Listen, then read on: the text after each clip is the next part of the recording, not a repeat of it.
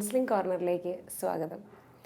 വിവരസാങ്കേതിക വിദ്യ ഏറെ വളർന്നിട്ടും മനുഷ്യൻ്റെ സങ്കീർണങ്ങളായ പ്രശ്നങ്ങൾക്ക് ഉത്തരം കണ്ടെത്താൻ കഴിയുന്നില്ല. നമുക്ക് ലഭിച്ചിരിക്കുന്ന ചില കത്തുകളുടെ അടിസ്ഥാനത്തിൽ മനഃശാസ്ത്രപരമായി ചില വിഷയങ്ങളെ കൈകാര്യം ചെയ്യുന്നതിനായി ഇവിടെ എത്തിച്ചേർന്നിരിക്കുന്നത് ഫാദർ ജോസ് തച്ചിൽ. അദ്ദേഹം കോഴിക്കോട് ക്രൈസ്റ്റ് ഹോൾ ആസ്ഥാനമാക്കി പ്രവർത്തിക്കുന്ന SRCയുടെ ഡയറക്ടറാണ്. അച്ഛാ, സ്വാഗതം. Thank you. അച്ഛാ, ഇന്ന് നമുക്കിവിടെ ലഭിച്ചിരിക്കുന്ന കത്തിൽ പറയുന്നത് എങ്ങനെയാണ്? വളരെ ഷോർട്ട് ടെമ്പേർഡാണ്. ഒരു ഹൗസ് വൈഫാണ് ലെറ്റർ എഴുതിയിരിക്കുന്നത്. 2 കുട്ടികളുണ്ട്. 7 വയസ്സും 4 വയസ്സുള്ള 2 കുട്ടികളാണ്. എപ്പോഴും നിസ്സാര കാര്യങ്ങൾക്ക് വരെ വളരെ പെട്ടെന്ന് ദേഷ്യം വരികയും അത്തരത്തിൽ റിയാക്ട് ചെയ്യുകയും ചെയ്യുന്നൊരു സ്വഭാവമാണെന്ന് പറയുന്നു. അതുപോലെ ദേഷ്യപ്പെട്ട് കഴിഞ്ഞിട്ടുണ്ടെങ്കിൽ പിന്നെ അതിനെക്കുറിച്ചുള്ള കുറ്റബോധമാണ്. പിന്നെ പറയുന്നുണ്ട് പല സമയങ്ങളിലായിട്ട് കൺഫസ് ചെയ്തിട്ടുണ്ട്, എന്നിട്ടും അതിൽ നിന്ന് ആ ഒരു സ്വഭാവ രീതി മാറ്റാൻ കഴിയുന്നില്ല. ഒരുപാട് ആളുകളോട് ക്ഷമിക്കാൻ കഴിയുന്നില്ല. ക്ഷമിക്കണം എന്ന് ആഗ്രഹമുണ്ട്, പല പ്രാവശ്യം കൺഫസ് ചെയ്യുന്നു, എന്നിട്ടും ആ ഒരു സ്വഭാവത്തിൽ നിന്ന് പുറത്ത് കടക്കാൻ പറ്റുന്നില്ല. ഏത് തരത്തിലുള്ള ഒരു അഡ്വൈസാണ് ഇവർ ചോദിച്ചിരിക്കുന്നത്? എന്ത് ചെയ്യാൻ പറ്റും അവർക്ക് ഈ ഒരു ഇതിൽ നിന്ന് പുറത്തിറങ്ങാൻ വേണ്ടിയിട്ട്? ബ്ലസ്സി, ഈ ഒരു കത്തിൽ 2 തലങ്ങളുണ്ട്. ആദ്യത്തെ ഭാഗത്ത് പറയുന്നത് വല്ലാത്ത ദേഷ്യമുള്ള ആളാണ്. രണ്ടാമത്തെ ഭാഗത്ത് ക്ഷമിക്കാൻ പറ്റായിക എന്നതിനെ പറ്റിയാണ്. ഒരു പക്ഷേ ഈ ക്ഷമിക്കാൻ പറ്റായികയാവാം ഈ ദേഷ്യത്തിന് കാരണം, പക്ഷെ അത് തന്നെ ആവണം എന്നില്ല. ദേഷ്യത്തിന് മറ്റ് ഏറെ കാരണങ്ങളുണ്ടാവാം. അത് പിന്നീട് നമ്മളെടുത്ത് ചർച്ച ചെയ്യേണ്ട വിഷയമാണ്. ഇപ്പോഴും പ്രധാനമായിട്ട് നമുക്ക് ക്ഷമയെപ്പറ്റി സംസാരിക്കാം എന്ന് തോന്നുന്നു. കാരണം അദ്ദേഹത്തിൻ്റെ മനസ്സിൽ ഏറ്റവും പൊന്തി നിൽക്കുന്ന ഒരു സങ്കടം അതാണ്. അത് തന്നെ, ക്ഷമിക്കുക എന്നുള്ളത്. പല ആവർത്തി കുമ്പസാരിച്ചിട്ടും നടക്കാതെ പോകുന്ന, ഒരുപക്ഷെ അദ്ദേഹത്തിൻ്റെ ജീവിതത്തെ കൂടുതൽ ബാധിക്കുന്ന ഒരു കാര്യം അതാണ്. ഒരു ക്രിസ്തു വിശ്വാസിയെ സംബന്ധിച്ചിടത്തോളം ഹൃദയത്തോട് ചേർന്ന് നിൽക്കുന്ന ഏറ്റവും പരമപ്രധാനമായ കാര്യവും അതാണ്. കാരണം യേശുവിൻ്റെ ഏറ്റവും മനോഹരമായ ഏറ്റവും പ്രധാനപ്പെട്ട പാഠങ്ങളിലൊന്ന്, അത് അദ്ദേഹം പഠിപ്പിച്ച പാഠം മാത്രമല്ല, അവിടുത്തെ ജീവിതം നമ്മെ കാണിച്ചു തന്ന പാഠത്തിൽ പ്രധാനമായത് ക്ഷമിക്കുക എന്നുള്ളതാണ്. ആ ക്ഷമ നമ്മുടെ ജീവിതത്തിൽ നമ്മൾ കൂടുതൽ ഈശോയോട് അടുപ്പിക്കും എന്നുള്ളത് മാത്രമല്ല, നമ്മുടെ തന്നെ ജീവിതത്തിൽ ആഴപ്പെട്ട സന്തോഷം ഉണ്ടാക്കും. പലപ്പോഴും ക്ഷമയെപ്പറ്റി നമ്മൾ ധാരാളം കേട്ടിട്ടുണ്ട്. പക്ഷേ എന്താണ് ക്ഷമ? ഒരർത്ഥത്തിൽ നമ്മൾ പലപ്പോഴും നിർവചിക്കാൻ മറന്നു പോകുന്ന ഒരു കാര്യമാണ്. ക്ഷമ എന്ന് പറയുന്നത് അടിസ്ഥാനപരമായിട്ട് വികാരങ്ങളെയും മനോഭാവങ്ങളെയും ധനാത്മകമായി മാറ്റാനുള്ള ബോധപൂർവകമായ ഒരു ശ്രമമാണത്. അപ്പോൾ ഇതൊരു വികാരം മാത്രമല്ല, ഒരു മനോഭാവത്തിൻ്റെ സൃഷ്ടി കൂടിയാണ്. മറ്റൊരർത്ഥത്തിൽ നെഗറ്റീവായിട്ടുള്ള വികാരങ്ങളെ വിട്ടുകളഞ്ഞ് ധനാത്മകമായ വികാരങ്ങളെയും അതുവഴി ജീവിതത്തെയും സുരക്ഷമായിട്ട് കാക്കാനുള്ള ഒരു ശ്രമത്തിൻ്റെ ഭാഗമാണ്. അപ്പോൾ ഈ അർത്ഥത്തിൽ ക്ഷമ എന്ന് പറയുന്നത് ഒരു ക്രൈസ്തവ വിശ്വാസിയെ സംബന്ധിച്ചിടത്തോളം എന്നതുപോലെ തന്നെ പരമപ്രധാനമാണ് എല്ലാ മനുഷ്യർക്കും. മറ്റൊരു പ്രധാനപ്പെട്ട കാര്യം, ക്ഷമ ശരിക്ക് ദൈവികമാണ്. നമുക്കറിയാം, നമ്മുടെ ലോകത്തിൻ്റെ മട്ടിൽ ക്ഷമിക്കുക പലപ്പോഴും പരാജയമാണെന്നോ അല്ലെങ്കിൽ നമ്മുടെ മനസ്സിൻ്റെ ശക്തിക്കുറവാണെന്നോ ഒക്കെ തെറ്റിദ്ധരിച്ച് പകരം വീട്ടാനും ആളാവാനും ശ്രമിക്കുന്ന ഒരു ലോകത്താണ് നമ്മൾ ജീവിക്കുന്നത്. അപ്പോൾ ക്ഷമിക്കുന്നത് എന്തോ വലിയൊരു മനസ്സിൻ്റെ ഭീരുത്വമാണ് എന്ന് തെറ്റിദ്ധരിക്കുന്ന ഒരു ലോകത്ത്, ഇവിടെയാണ് ക്ഷമിക്കണമെങ്കിലാണ് ഏറ്റവും കൂടുതൽ ആത്മശക്തി വേണ്ടത്. നമ്മളോട് തെറ്റ് ചെയ്യുന്ന ഒരാളോട് നമുക്ക് ദേഷ്യം വരിക, പകരം വീട്ടാൻ തോന്നുക സ്വാഭാവികമാണ്. അതിന് പ്രത്യേകിച്ച് മനസ്സിൻ്റെ ക്രമീകരണമോ മനസ്സിൻ്റെ പാകപ്പെടലോ ആവശ്യമില്ല. പക്ഷേ തനി മാനുഷികമായ ആ വികാരത്തിന് വിരുദ്ധമായി നിൽക്കാൻ അതിന് സാധിക്കണമെങ്കിൽ മനസ്സിന് കാര്യമായ ശക്തി വേണം, നമ്മുടെ ബോധ്യങ്ങൾക്ക് ഉറപ്പ് വേണം, ദൈവത്തോട് ചേർന്ന് നിൽക്കുന്ന ആളുകളായിട്ട് നമ്മൾ മാറണം. അച്ഛാ എനിക്കൊന്ന് ഇവിടെ ഇവർ പറഞ്ഞിട്ടുണ്ട് പല പ്രാവശ്യങ്ങളിൽ കൺഫസ് ചെയ്തിട്ടും അതിൽ നിന്ന് പുറത്തു വരാൻ പറ്റുന്നില്ല. ഒരു പ്രതീക്ഷയുടെ ഒരു അംശം കുറഞ്ഞു പോകുന്ന പോലെ ഈ ലെറ്ററിൽ നിന്ന് എനിക്ക് തോന്നുന്നു. ശരിയാണ്, നിരാശയുടെ ഒരു ലാഞ്ചന അതിനകത്തുണ്ടായി വരുന്നുണ്ട്. കുമ്പസാരം ഒരു നല്ല മാർഗ്ഗമാണ്, പക്ഷേ അതുമാത്രം പോരാ. ഒരുപക്ഷെ നമ്മൾ ക്ഷമയെപ്പറ്റി കുറച്ചുകൂടി മനസ്സിലാക്കിയാൽ, അല്ലെങ്കിൽ അതിൻ്റെ മനഃശാസ്ത്രപരമായ മറ്റു തലങ്ങളെ കൂടി മനസ്സിലാക്കിയാൽ കൂടുതൽ എളുപ്പത്തിൽ സാധിക്കും. പക്ഷെ അതിനു മുമ്പ് യഥാർത്ഥത്തിൽ ഞാൻ നേരത്തെ സൂചിപ്പിച്ചതുപോലെ ക്ഷമ ദൈവികമാണ്. ബൈബിള്, പുതിയ നിയമം അല്ലെങ്കിൽ ഒരു വിശുദ്ധ സുവിശേഷം ഒന്ന് ഇരുത്തി വായിച്ചാൽ, മനസ്സിരുത്തി ഒന്ന് വായിച്ചാൽ നമുക്ക് ഏറ്റവും ആഴപ്പെട്ട ഒരവബോധം ക്ഷമയെപ്പറ്റി കിട്ടും. കാരണം അത്രയ്ക്ക് ആന്തരികമായ ശക്തി സ്വരൂപമായിട്ട് മാറുന്ന യേശു അനുഭവത്തിൻ്റെ കാതലാണ് അത്. അപ്പോൾ ആ അർത്ഥത്തിൽ നമ്മൾ ക്ഷമയെ കൂടുതൽ വിശ്വാസത്തിൻ്റെ തലത്തിലും ദൈവവചനങ്ങളുടെ ബലത്തിലും കാണണം എന്ന് ഞാൻ വിചാരിക്കുന്നു. അച്ഛനിപ്പം പറഞ്ഞൊരു ബൈബിൾ ഭാഗം എന്ന് പറയുന്നത് സമറായക്കാരി സ്ത്രീയുടെ ഒരു സംഭവമാണോ? യെസ്, അതുകൂടിയാണ്. സമറിയക്കാരി സ്ത്രീയുടെ ആ ഒരു അനുഭവത്തിൽ എങ്ങനെയാണ് ഈ ഒരു സ്ത്രീയെ ദൈവത്തിങ്കിലേക്ക് തിരിച്ചു കൊണ്ടുവരുന്നു എന്നുള്ളതാണ്.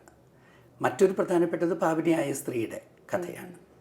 തൻ്റെ കാൽക്കൽ വീണ് കിടക്കുന്ന ഈ സ്ത്രീയെ അവരായി തന്നെ സ്വീകരിക്കാൻ,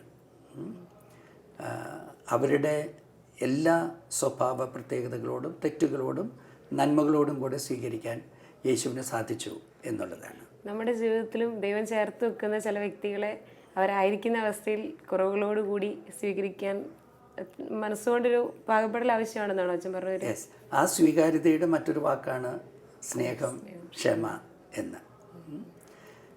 മറ്റൊരു പ്രധാനപ്പെട്ട കാര്യമുണ്ട്, എന്നെപ്പോലെ സ്നേഹിക്കുക എന്നാണ് ഈശോ പറയുന്നത്. ഞാൻ നിങ്ങളെ സ്നേഹിച്ചതുപോലെ നിങ്ങൾ പരസ്പരം സ്നേഹിക്കുക.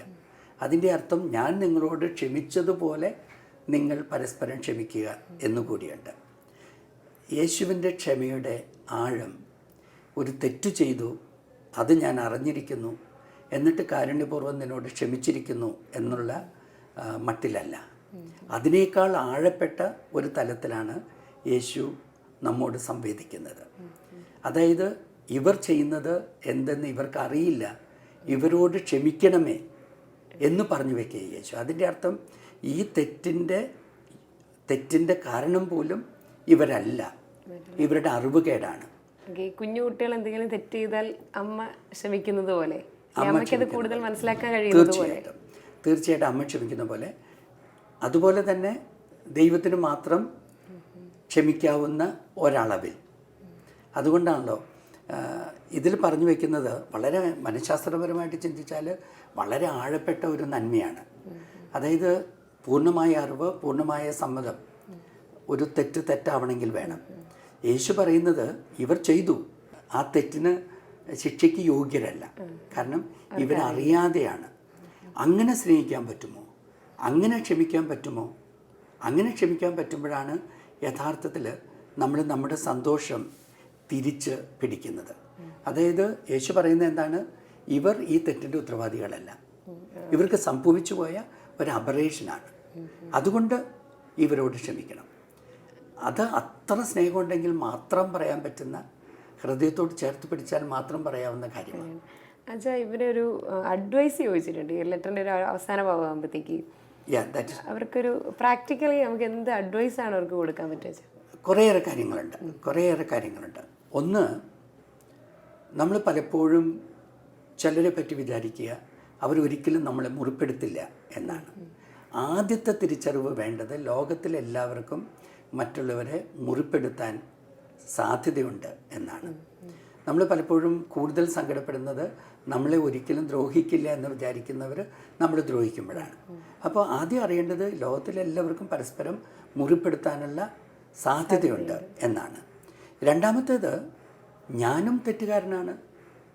ലോകത്തിലുള്ള മറ്റുള്ളവരെ പോലെ തന്നെ ഞാനും തെറ്റുകാരനാണ്, ഞാനും മുറിവേൽക്കപ്പെട്ടവനാണ്. നമ്മൾ സാധാരണ പറയില്ലേ ഹീൽഡ് ഹീലർ എന്ന്.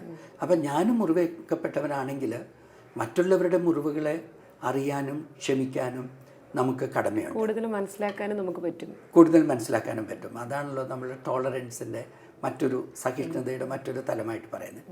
ഇതിൽ മറ്റൊരു കാര്യം കൂടിയുണ്ട്. ഞാൻ ഉൾപ്പെട്ട എല്ലാ കാര്യങ്ങളിലും ഒരു പരിധിവരെ ഞാനും കൂടി ഉത്തരവാദിയാണ്. ഒരുപക്ഷെ മറ്റേയാളാവാം എന്നോട് ഏറ്റവും ക്രൂരമായോ സങ്കടപ്പെടുത്തുന്ന രീതിയിൽ പെരുമാറുന്നത്. പക്ഷേ ഞാനും ആ ഒരു പ്രശ്നത്തിൻ്റെ ഭാഗമാണ്. അതുകൊണ്ട് തന്നെ ഞാൻ എൻ്റെ ഭാഗത്തിൻ്റെ ഉത്തരവാദിത്വം ഏറ്റെടുത്ത് അതിനോട് ദയാപൂർവകമായ ഒരു സമീപനം നടത്തുക പ്രധാനമാണ്. മറ്റൊരു പ്രധാനപ്പെട്ട കാര്യം, കാരണവന്മാർ പറയുന്ന ഒരു കാര്യമുണ്ട്, 2 കൈ കൂട്ടി കൂട്ടിയടിച്ചാലേ സ്വരം ഉണ്ടാവുക എന്ന്. അപ്പം നേരത്തെ ഞാൻ പറഞ്ഞതുപോലെ ഈ ഒരു പ്രശ്നത്തിൻ്റെ ഒരു ഭാഗം ഞാൻ കൂടിയാണ്. ആ തിരിച്ചറിവ് തന്നെ നമ്മെ മറ്റുള്ളവരോട് ക്ഷമിക്കാൻ പ്രാപ്തരാക്കും. മറ്റൊരു നല്ല കാര്യം നിരന്തരമായ കുമ്പസാരവും ആത്മപരിശോധനയും മറ്റുള്ളവരോട് പൊറുക്കാനും ക്ഷമിക്കാനും നമ്മെ സഹായിക്കും. മറ്റൊരു പ്രധാനപ്പെട്ട കാര്യം, നമ്മളെ മുറിപ്പെടുത്തുന്നവർ യഥാർത്ഥത്തിൽ നമ്മൾ തെറ്റിദ്ധരിക്കുന്നത് പോലെ ബോധപൂർവം നമ്മെ സങ്കടപ്പെടുത്താനും നമ്മെ വിഷമിപ്പിക്കാനും ചെയ്യുന്നതായിരിക്കണമെന്നില്ല.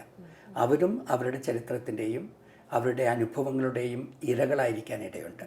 അങ്ങനെ അവരെ നോക്കിക്കാണാൻ പറ്റിയാൽ ഇവരെ എന്നോട് പെരുമാറുന്നത് അവർ ഈ പ്രശ്നത്തിൻ്റെ അവർക്കും ഒരു പ്രശ്നമുണ്ട്, അതിൻ്റെ ഒരു ഇരയാണിവർ, അല്ലാതെ എന്നോട് ബോധപൂർവകമായ എതിർപ്പല്ല എന്ന് ധരിക്കാൻ പറ്റിയാൽ മറ്റുള്ളവരോട് ക്ഷമിക്കാൻ എളുപ്പമാണ്. പിന്നെ നാളെ നമുക്കും ക്ഷമ ആവശ്യമുണ്ട്. അതുകൊണ്ട് നമ്മൾ ഇന്ന് കൊടുക്കണം, കൊടുത്താൽ കൊല്ലത്തും കിട്ടും എന്ന് പ്രമാണം. മറ്റൊരു കാര്യമായിട്ട് എനിക്ക് തോന്നുന്നത്, യഥാർത്ഥത്തിൽ സന്തോഷമുണ്ടാകുന്നത് ക്ഷമിക്കുമ്പോഴാണ്. അപ്പോൾ ക്ഷമ സന്തോഷത്തിൻ്റെ ഒരു ആഘോഷമാണ്. ക്ഷമിക്കാനായിട്ടുള്ള ഏറ്റവും നല്ലൊരു മാർഗം ഒരു എക്സസൈസ് പോലെ പറഞ്ഞു കഴിഞ്ഞാൽ നിശബ്ദമാക്കുക, ഡീപ്പ് ബ്രീത്തിങ് നടത്തിയിട്ട് നിശബ്ദമാക്കുക. എന്നിട്ട് നമുക്ക് ക്ഷമിക്കാൻ ബുദ്ധിമുട്ടുള്ള ഒരാളെ മനസ്സിലോർക്കുക. എന്നിട്ട് അദ്ദേഹത്തിൻ്റെ വ്യക്തിത്വത്തെയും നടന്ന സംഭവത്തെയും നിഷ്പക്ഷമായിട്ട് ഒന്ന് വിലയിരുത്താൻ ശ്രമിക്കുക. അത്ര എളുപ്പമാവില്ല, പക്ഷേ എങ്കിലും നിഷ്പക്ഷമായിട്ട് ഒന്ന് വിലയിരുത്താൻ ശ്രമിക്കുക. 3 നല്ല കാര്യങ്ങൾ അദ്ദേഹത്തെ പറ്റി ആലോചിക്കുക. പിന്നീട് ഈ പ്രശ്നമെന്ന് നമുക്ക് തോന്നുന്ന ഈ അനുഭവം കൊണ്ട് നമുക്കുണ്ടായ ഏതെങ്കിലും ഒരു നന്മ ഓർക്കുക. എത്ര സങ്കടകരമായ അനുഭവമാണെങ്കിലും അതിൽ നമുക്കൊരു നന്മയുണ്ടായിട്ടുണ്ടാകും. നമ്മുടെ കാഴ്ചപ്പാടിലൊരു മാറ്റം ഉണ്ടാക്കി കാണും, നമുക്കൊരു വളർച്ച ഉണ്ടാക്കി കാണും. അതിനെപ്പറ്റി ഓർക്കുക. എന്നിട്ട് അതിന് അദ്ദേഹത്തോടും നന്ദി പറയുക, മറ്റുള്ളവരോട് ദൈവത്തോടും നന്ദി പറയുക. എന്നിട്ട് അവസാനം പറയുക, ഞാൻ പൊറുക്കുന്നു, ഞാൻ ക്ഷമിക്കുന്നു എന്ന്. ഇങ്ങനെ നമുക്കൊന്ന് ഓരോരുത്തരോടും, നമുക്ക് ദേഷ്യമുള്ള ഓരോരുത്തരോടും ചെയ്യാൻ സാധിച്ചാൽ അതൊരു വലിയ മാറ്റമായിട്ട് മാറും. മറ്റൊരു പ്രധാനപ്പെട്ട കാര്യം നമ്മൾ മറക്കാതെ ഓർക്കേണ്ടത്, നമ്മുടെ ശ്രദ്ധ, നമ്മുടെ ഫോക്കസ് നെഗറ്റീവായിട്ട് സ്വരൂപിക്കാതെ മറ്റുള്ളവരുടെ ബ്ലെയിമിലേക്ക് കൊണ്ടുപോകാതെ പോസിറ്റീവാക്കുക എന്നാണ്. ഇപ്പോൾ ഒരു അമ്മച്ചി കുഞ്ഞിനോട് പറയും, മോനെ കക്കരുത്, കാരണം ദൈവം കാണും, ദൈവത്തിന് ഇഷ്ടമാവില്ല. അമ്മാമ്മ അതേ കുഞ്ഞിനോട് പറയുന്നത് അതേ കാര്യത്തെപ്പറ്റി, മോനെ ദൈവത്തിന് നിന്നെ ഭയങ്കര ഇഷ്ടമാണ്, നിൻ്റെ മേലിൽ നിന്ന് കണ്ണെടുക്കാൻ പറ്റാത്തത്ര ഇഷ്ടമാണ്, അപ്പം നീ ചെയ്യുന്ന ഈ കളവ് ദൈവം കാണും, ദൈവത്തിന് സങ്കടമാവും. ഒരേ കാര്യം തന്നെ 2 തലത്തിൽ കാണാൻ സാധിക്കും.